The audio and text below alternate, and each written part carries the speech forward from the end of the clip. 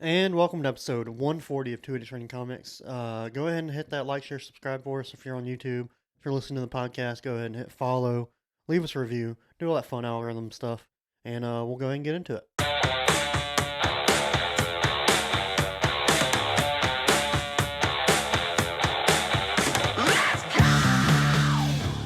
And welcome to the best damn book club on the internet. My name's Ryan Talmadge. That's David Crocker.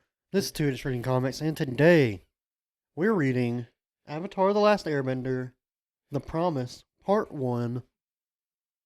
Damn. You suggested this last month. I did. So I got onto an Avatar kick, just randomly. Also with the announcement of the Avatar franchise is coming back in 23 and 25. Are you looking up credits already? I'll just get it open. Talking. Oh, okay. I was going to say, I have an experience I need to share. Yeah. It's one that I have been just waiting for my entire life. Okay. And I think I've made you mad over the years every time we go see the movies. I'm very much a movie snob. Oh, yeah. When you go to the movies, you don't look at your phone, you don't talk, you sit there, laugh when it's appropriate to laugh. Yeah. And you shut the fuck up and enjoy the movie. And also don't stand up and clap at the end of movies. I don't like that. I don't know. Endgame, it deserves some claps. But they're not there to experience. It's not like in a live theater when you stand up and clap for the live audience on stage that then hears your... That movie moved people, though. It did move. I mean, I cried 3 separate times. Yeah. But no, I get very annoyed when people just don't sit down and enjoy the movie and pay attention in movie theaters. And so I've legitimately always wanted to be the only person in the theater. Yeah.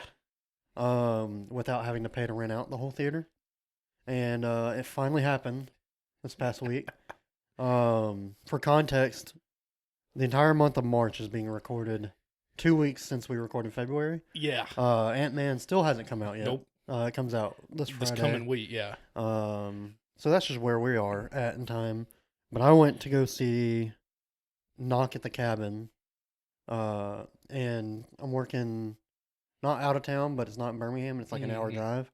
So I didn't know what time I'd get back. So I picked Monday night, 8:30 screening for Knock at the Cabin. It seems such a random time, but I get it. Coming out of town, trying to figure out where to go. The only person in there. Yeah. And it would have been awesome.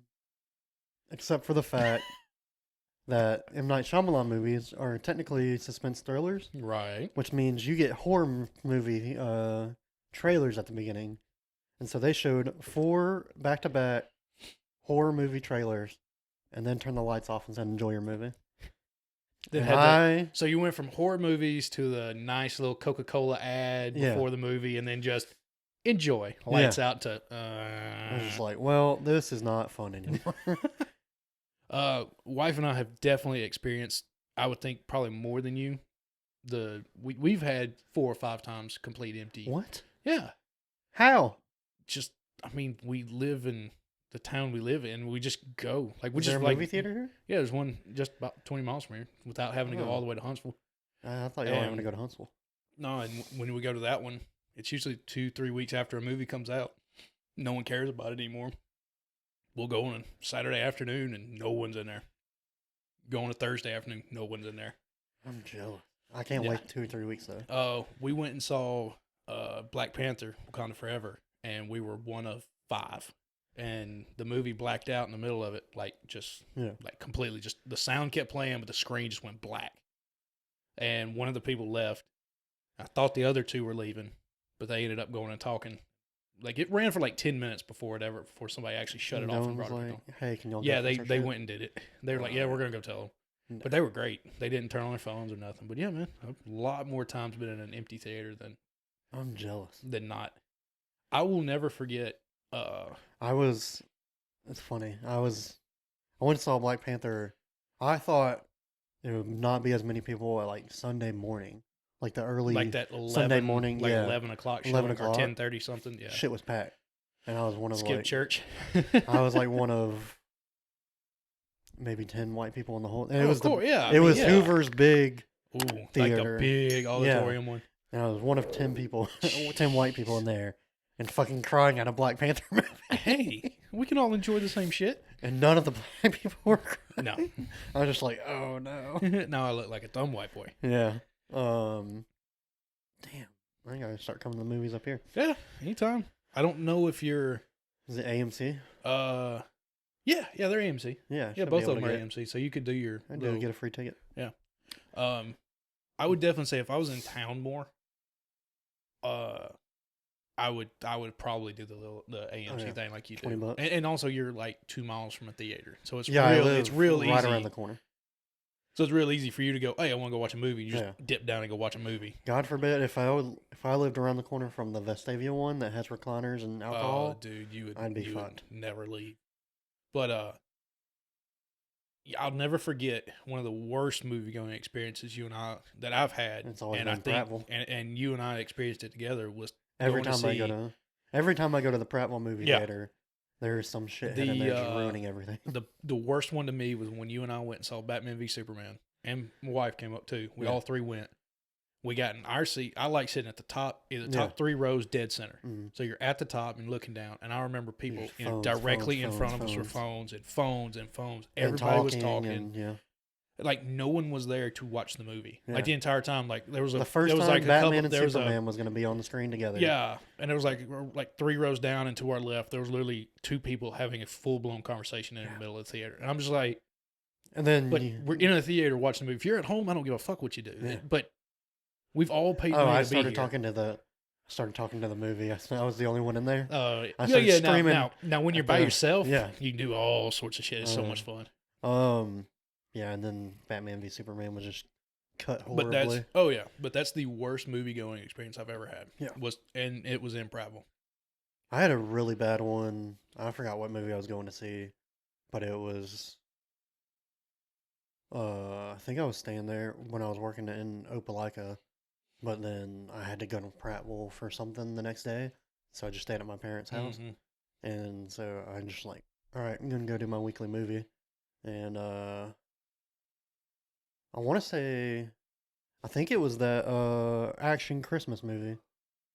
Oh, because there was 3 teenage girls. The rated R. Yeah, rated R one where Santa comes in and has to fight off all the. Yeah. Surprisingly good movie, but I wanted to see it.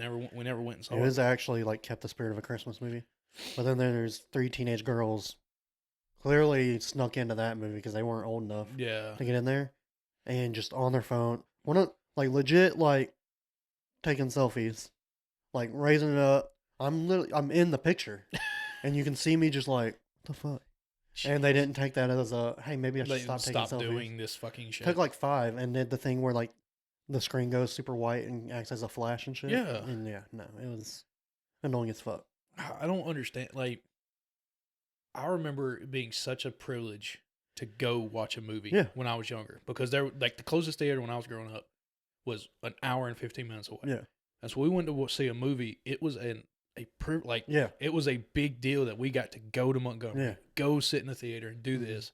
And my ass didn't move. It was like, I'm here. I'm not ruining this. I'm not going to screw this up. And I think now that... I think that's the difference between kids who grow up in a town with a movie theater. Yeah. And then the kids that don't. Because... anytime I go with like Gardendale kids and like people that didn't, they're like... We do the same thing. Most it's respectful just everybody, shit. But then, like I said, every time I go to Prattville, that's like where teenagers go to hang out. Right. And get away from their parents. Go enjoy themselves. It's like they'll get cash from their parents to go get... see a movie, and then they'll just like walk over to Steak and Shake, and then they'll hang out in the movie theater parking lot. I've never understood the hanging out in the parking lot shit. My town. Granted, I did hang out in cow pastures though, so I guess that was my parking lot. My town was the Foodland parking lot. Yeah, no, ours was cow pastures, but usually there was guns and other things involved that. Oh Lord, shouldn't have been mixed together. No, not at all. But yeah, it is quite fascinating how different people react in movie theaters. Oh yeah, I'm probably the worst because I'm like, you better sit. I mean, just sit. Even when we're here at your house watching movies, it like you and your wife will start talking like in the middle Oh of it. yeah, And I'm just like, what the fuck are y'all doing? well, that's why we don't I'm usually like, watch. we're trying to pay attention. Yeah, I mean, there's shit we want to talk about, and we always forget about it. Yeah, but then I don't know. It's just weird. Now, talking during the And movie y'all we watched fucking- last time we were here, What? the Banshee, whatever. Oh crap yeah, that movie that was dumb. just horrifying. Uh, But yeah, I mean, we just turn shit on and we can sit there and talk and read and watch shit. We just have stuff on in the background. I don't do background TV. Yeah. That's why my TV's almost never on. I'm just watching YouTube videos. Yeah. You know, you can Or get reading. the YouTube app for your TV. I do. That's what the other morning I couldn't somehow my iPad got under my bed, and on Tuesdays when the show comes out, I download it on my personal phone, Spotify, and iTunes. My work phone, I've downloaded it on iTunes, Yeah. and then I usually put the YouTube video on my iPad and let it all play while I'm getting ready. Yeah.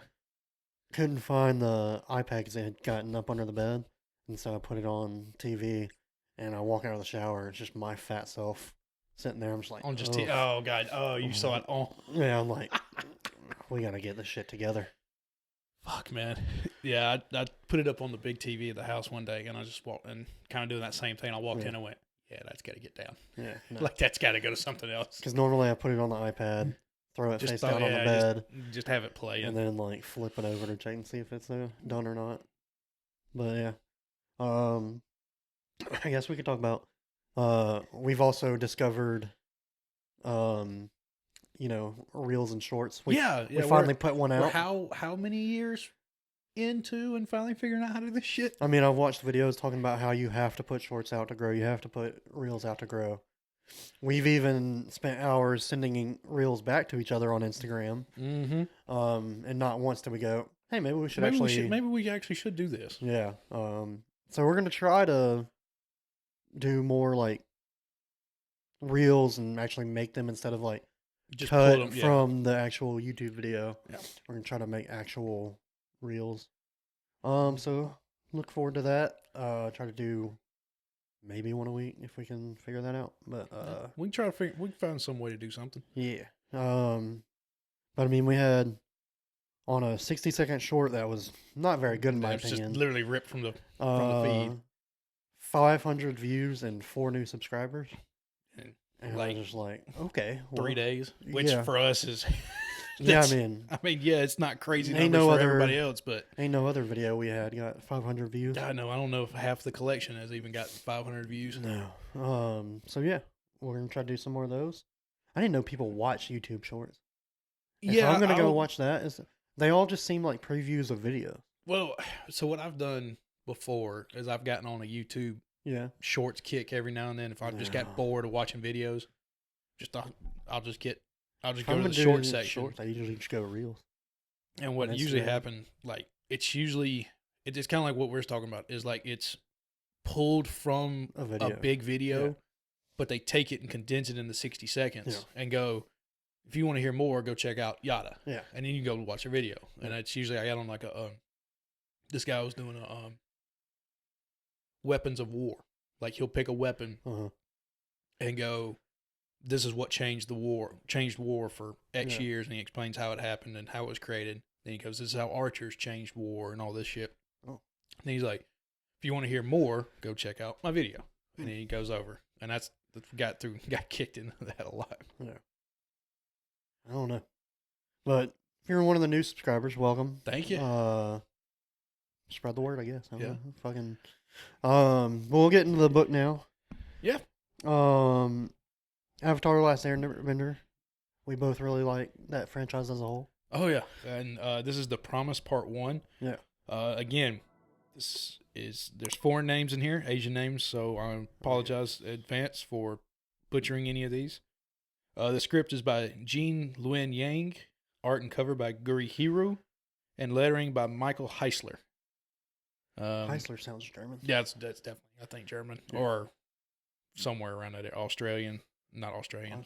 Not Australian. Austrian? Austrian, yeah. Then publishers, designers, assistant editors, and editors, of course. Yeah. But so this actually was first printed in January of 2012. Yeah. I didn't realize it was. Is that before Korra? Yeah. Okay. It's like right when Avatar ended, there was like this big gap, Mhm. and then Korra came out, and right before Korra started, they're like, "Hey, we need to bring people back in real quick, just to get the feed like to get get everything back refreshed and everything, so that See, I thought this was after Korra. I should have read the book. We're talking a little bit of spoilers now. I assumed this was the founding of that city. Oh God, no, It's not. no. Did you read ahead?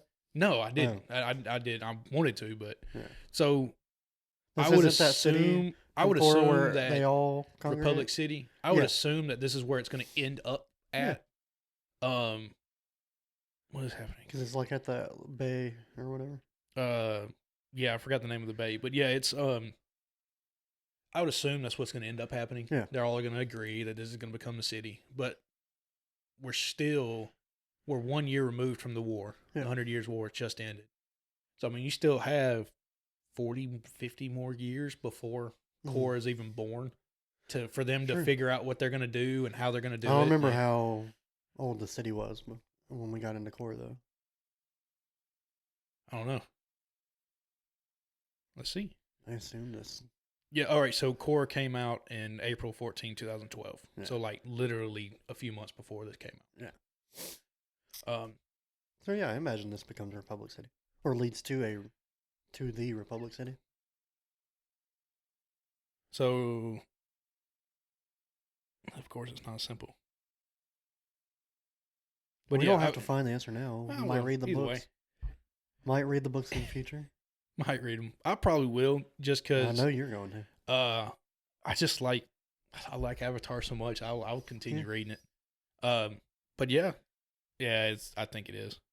Image Gallery. It looks like it's in the same zone.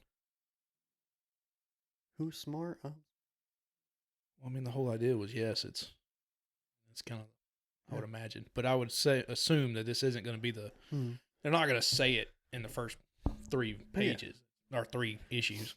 Now, what I thought the better story would have been, and maybe they do a spinoff or something, the Fire Nation citizen who's actually an Earthbender having to move back to the Fire Nation. Well, that would be a way better story of that girl having to live in the Fire Nation as an Earthbender. Well, see, I think that's kind of where then they'll push for the Republic City creation. Well, yeah, no, that's why they're doing that. I'm saying I got you. Like, I would if they like to actually see that, have pushed if her they back had to move her back, that would be a hell of a story. Well, because you still got to think, like, the 100-Year War is over, but it's been 100 years of the Fire Nation literally saying we are the greatest empire, the greatest Nazis nation. Didn't stop hating Jews when then so it's still it would still be a wild idea because like the whole idea of like we're gonna take our colonies and bring them back, like all those people have to come back now, is a wild idea because you end up with like these people that have been there for 50, 60 years going. We're only Fire Nation by name. Yeah. We aren't of the Fire Nation. Never been to the Fire Nation. Yeah, we are just Fire Nation by identity, not by actual culture or religion. There's just a flag out there with a fire symbol. Yeah. But this is pretty cool. I like seeing Toph starting to create her own little metal bending school. The goth looking boy looks like one of her children in the there's the big dumb dude, the goth kid. I don't think she's had a child yet. She hasn't. But he looks like her, like one of her grandchildren. He's got like a goth kid and has a grandchild. Yeah. And he's got that same look to him. But the theory is that her and Sokka actually have a kid. One of the 2 daughters in Korra is actually one of them is Sokka's kid. Because they never, like in Legend of Korra. All they did was say that Sokka died during like a terrorist attack. Yeah, it's like Sokka's whole, like he was pretty much part, like he was everything that Avatar was. Yeah. And then you get to Korra, and of course Korra's the new Avatar, so she is talking leaders. About Aang's family, and she's learning from Aang's son how to be an airbender. Yeah. His wife, Korra, Katara, is teaching her to be the water master. Yeah. Then you see Toph. And you see Zuko, and everybody's just like, Oh, Sokka. He died. He was a chief of the city, but Yeah. we're not gonna really talk about his family, his life, like nothing is talked about him. No, they do. They show a flashback, or they Yeah, say they he just died do in some. terrorist Yeah, attack. but it's like maybe 30 minutes compared to the entirety of the show, and I I just didn't say feel they like did him right. But no, yeah, they definitely did that man dirty. Yeah. Like just because he wasn't a fucking bender, he gets fucking shafted out the ass. But that is also kind of the whole point of Korra and an entire season. Yeah. But what was that? it was a non-benders versus benders. Yeah. It was not a Mon. That was the third book. That was like the first. It was first one. Yeah. Yeah. Where he was taking Bender's powers away using the same technique Aang did. Yeah. By shutting down the nervous system and the bending chakras. Yeah. I don't know. I mean, part one. I read it in 30 minutes, the fastest I've ever read a fucking comic. No, you said you were like, you want to do 80 pages? Yeah. Or you want to do all three and it be. It was like whatever. 200 pages. Yeah, it was I like 200 pages. No, I'm gonna do the 80 pages. Yeah. If I known it was that quick, I probably would have pushed harder for the all three parts. No. But I read, because I said I read it Tuesday night in Once 30 minutes. And I we was just get like, over 200 pages, that's when I start to want to split shit up. yeah. When you get bored, I know you start zoning out towards the back half of. Well, shit no, that I big. also knew I wasn't going to be able to pay for the books until Friday this week. Oh, yeah. So it would have been a little bit more than. Yeah. I feel you on that one. Definitely been a few months that we've had to do that before. Yeah. But I'm trying to think. Any other crazy? Anything else? It felt good to be back with all the characters. Yeah. I honestly, like in the show you end, and they showed a scene where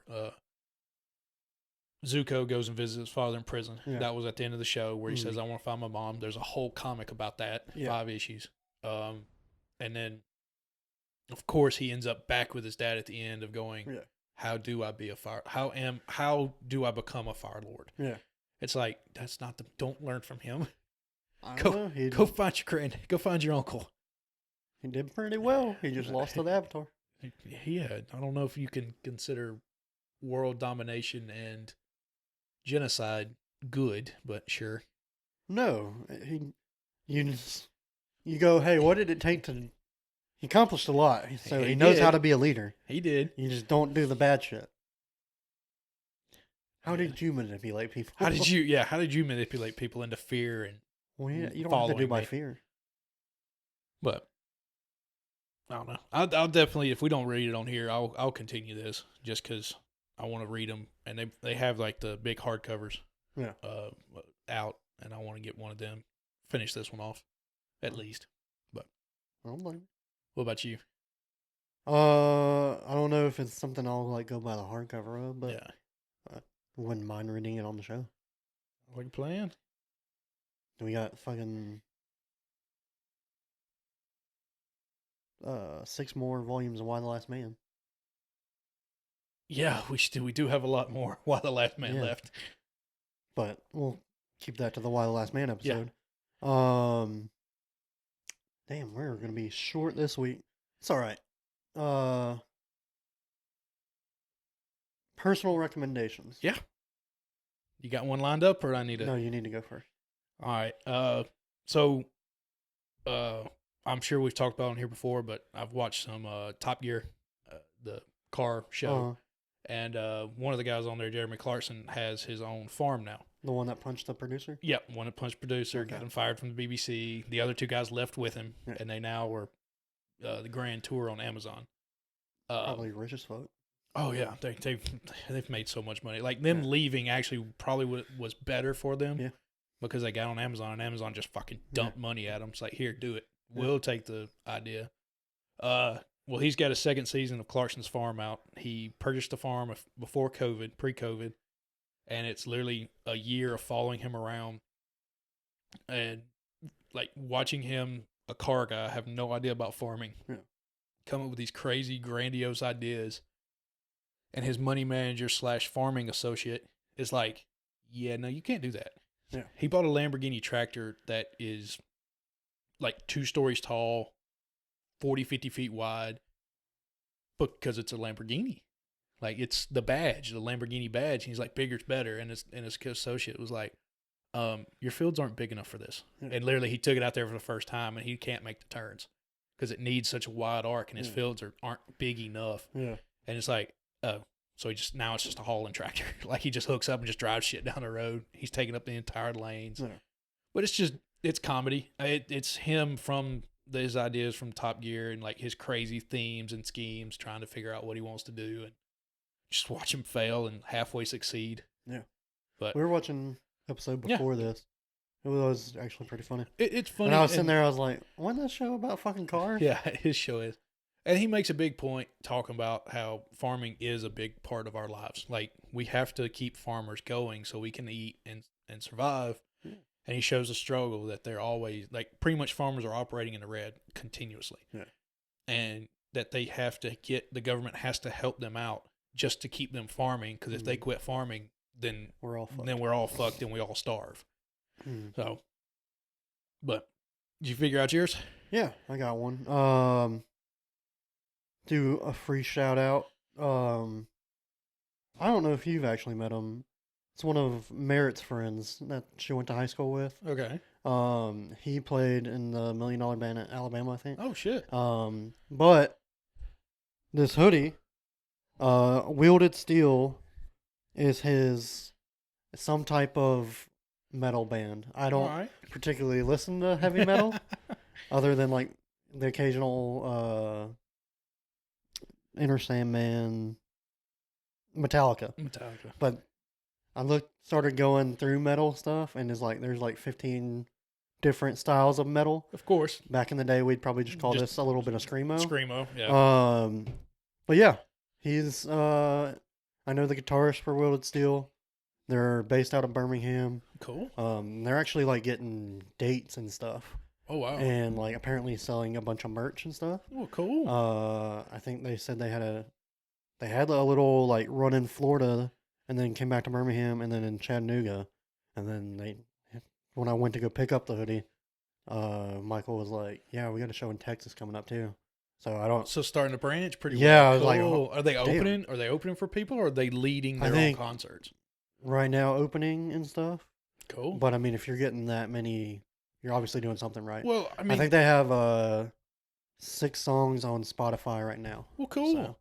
And their name if again? you like Wielded Steel. Cool. If you like that type of music, go check them out. Pretty fucking cool. Well, I know that I've heard from various small time artists and some of the podcasts we've listened to over the years. It's like, and even comedians. It's like if you open for a top tier, like say opening for Bert Kreischer, like he knows good comedy. Yeah. Or to us, we believe he knows good comedy. Some people don't like him. So him picking guys to open for him, he knows what they can do. Yeah. And so it's just it's not free publicity, but it's very big publicity to get out there. If you get even to fucking if you get with the right type of bands and comedians and stuff, they're not going to pick someone shitty to open for. Exactly. Right, because you don't want to start your concert every now and then you'll get people that you know aren't as good as you, so that you look better. Of course. But those aren't the type of people you want to be around anyways. So But to me, I could see that you don't want like the best guys opening for you and your music sounds bad. As best as possible. But you don't want people who spent hundreds of dollars to come to your shit and give them a shit performance to start. Yeah. And then you have to to see. You have to dig out of that hole the first 10 minutes. You want those people happy, excited, and going. And speaking of which, I went to Dave Chappelle, Chris Rock in Birmingham. God, I missed that so much. It was them two, and then Donnell Rawlings from the Chappelle Show. He's the guy that did Ashley Larry. Yeah. Says I'm Rich Bitch. Before him, white guy. Yeah. You know how fucking you know how fucking good do you have to be the only white guy and be the opener for Dave Chappelle, Chris Rock, and Donnell Rawlings? That's pretty fucking good. His first joke was like, "Yeah, I bet y'all didn't expect to see me here today." See a white dude opening for the possibly the most famous black folks ever. He did all crowd work for his 15 minutes, and it was funny as shit. Yeah, I feel like as an opener, like even a band or anything, like crowd work is pretty much your job. Well, it's like, again, get the crowd involved, get them happy, get them into it. Most of the time, I assume they tell you, or you've already just heard their act so many times. Oh yeah. And it's like, all right, I can't do these subjects, so let me figure something else out. Yeah. But yeah, no, check out Wielded Steel. I know they're on Instagram and they're on Spotify. Cool. So Awesome. go check them out if you like some heavy metal and all that shit. Well, cool. But yeah, next week, what are we doing? We got episode 41, The Department of Truth, Volume 2. Volume 2. We got some Very weird shit to interesting. talk about. Yeah. If you like conspiracy theories, you definitely need to be checking out Yeah. Department of Truth. Yeah. They also have coming out soon, I think. I've already pre-ordered it. But it's like the deluxe hardcover volume 1. So like what we get with the Wild Last Man. Yeah, with the Wild Last Man and I think it's like the saga and stuff where it's like three volumes collected. Yeah. But yeah, I've already pre-ordered that. It's only like on cheap graphic novels it was only like $30. I think it's going to be That's not bad. They retailing usually for like 50. Yeah, I would say like anywhere from 25. I think the Wild Last Mans are like 25 just because they're so much older. Yeah. But Saga was 50. Ronin was I think 30 something. Yeah. But yeah. Cool. Well, yeah, so that'll be next week's episode.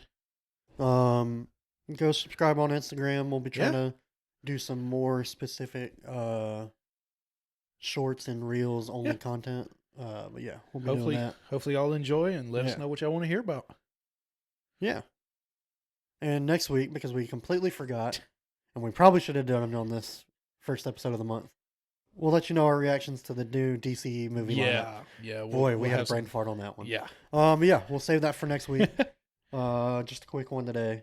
Hope y'all have a great Tuesday, and we'll see y'all next week. Bye. Bye.